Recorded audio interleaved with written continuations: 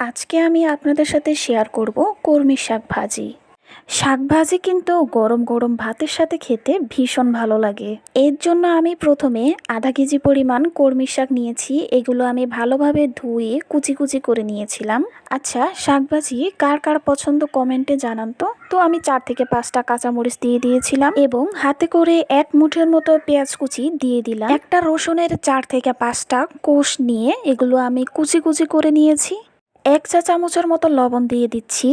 এবারে ভালোভাবে নেড়ে চিড়ে একটা ঢাকনা দিয়ে ঢেকে রাখবো শাকটা সিদ্ধ হওয়ার জন্য। দেখুন তখন কতগুলো শাক ছিল আর এখন কত অল্প হয়ে গিয়েছে। আমি 5 মিনিটের মতো ঢাকনাটা দিয়ে ঢেকে রেখেছিলাম। শাক ভাজি প্রায় হয়ে গিয়েছে। এবারে আমি এটাকে বাগার দিব।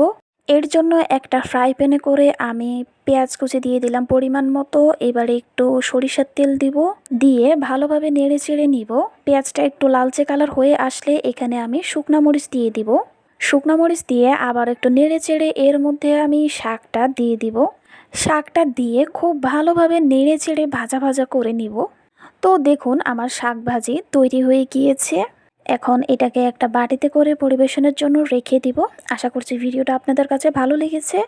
ভালো লাগলে ভিডিওতে অবশ্যই একটা লাইক দিয়ে দিবেন।